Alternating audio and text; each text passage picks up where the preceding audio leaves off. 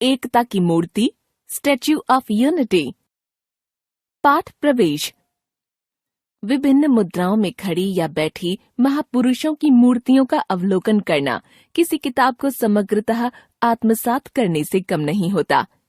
इन मूर्तियों का मौन स्वरूप मुखर से भी प्रखर होता है। स्टैच्यू ऑफ यूनिटी इसका साक्षात प्रमाण है। इसकी ऊंचाई चाहे जितनी भी ऊंची है, सरदार पटेल के व्यक्तित्व के सामने बौनी नजर आती है। प्रतिभा, आविदा, अर्चना, असीम, विहान और नसीम मैदान में बैठकर बातचीत कर रहे हैं। वे छुट्टियों के बाद आज मिले हैं। सभी एक दूसरे की छुट्टियों के विषय में जानना चाहते हैं।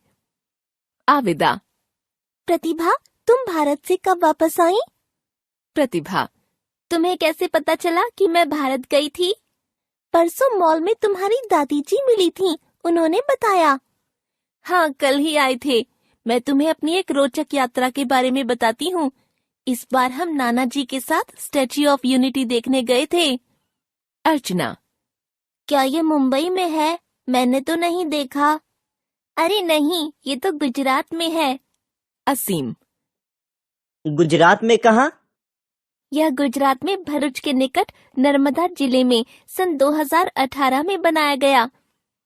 असल में यह सरदार सरोवर बांध से 3.2 किलोमीटर की दूरी पर साधु बेट नामक स्थान पर है, जो कि नर्मदा नदी पर एक टापू है। स्टैच्यू ऑफ यूनिटी से नर्मदा का नजारा साफ साफ दिखाई देता है। अच्छा, उसके बारे में विस्तार से बताओ। Statue of unity Sardar Vallabh भाई पटेल की 182 मीटर 597 फुट ऊंची मूर्ति है।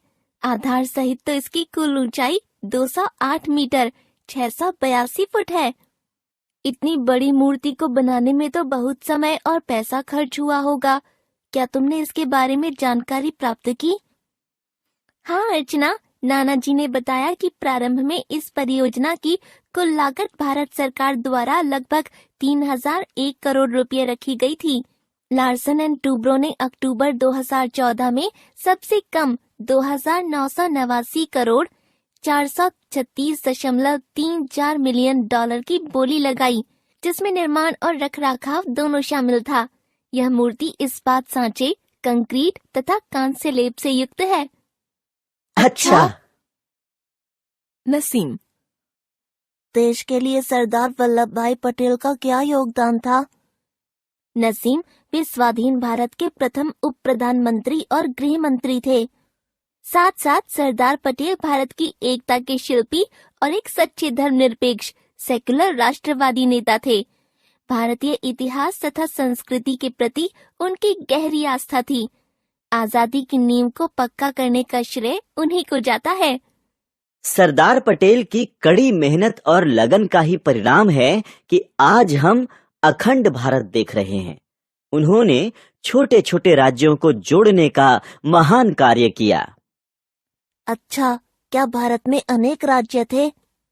हाँ, भारत जब आजाद हुआ तो वहाँ 562 के लगभग छोटे छोटे राज्य थे। सरदार पटेल ने कड़ी मेहनत और कठोर नीति से उन्हें जोड़ा। फिर तो यह एकता की मूर्ति, स्टैच्यू ऑफ यूनिटी, अखंड भारत के प्रणेता सरदार वल्लभ भाई पटेल को राष्ट्र की सच्ची श्रद्धांजलि है। बिल्कुल। एक और खास बात यह है कि इस स्मारक का शिलान्यास 31 अक्टूबर 2013 को सरदार पटेल के 138वें जन्म दिवस पर गुजरात के मुख्यमंत्री नरेंद्र मोदी ने किया और बाद में स्टैच्यू ऑफ यूनिटी का अनावरण भी नरेंद्र मोदी यानी तत्कालीन प्रधानमंत्री के हाथों से 18 अक्टूबर 2018 को हुआ। 1 नवंबर 2018 से लोगों के लिए इसे खोल दिया गया। अरे वाह, अजीब इत्तेफाक है।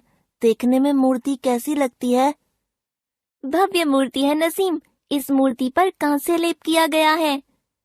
इतनी ऊंची मूर्ति तक पहुंचने के लिए लिफ्ट तो लगी होगी ना?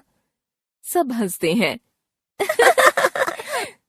हाँ, मूर्ति की 3 मंजिलें हैं। प्रदर्शनी फ्लोर, छज्जा और छत शामिल है। छत पर उपवन, विशाल संग्रहालय तथा प्रदर्शनी हॉल है, जिसमें सरदार पटेल के जीवन तथा योगदानों को दर्शाया गया है। यहाँ नदी से 500 फुट ऊंचा परिदर्शक मंच ऑब्जर्वर डेक बना है, जिसमें एक साथ 200 लोग मूर्ति को देख सकते हैं और वहाँ नाव से कुल 5 मिनट में मूर्ति तक पहुँचा जा सकता है। अर्चना गूगल से खोज करने के बाद यहाँ एक आधुनिक पब्लिक प्लाजा बताया गया है, जिससे नर्मदा नदी तथा मूर्ति देखी जा सकती है।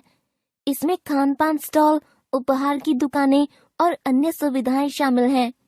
प्रत्येक सोमवार को रखरखाव के लिए स्टैच्यू ऑफ यूनिटी स्मारक बंद रहता है। अगली बार जब हम भारत जाएंगे तो जरूर स्टैच्यू ऑफ यूनिटी देखने जाएंगे।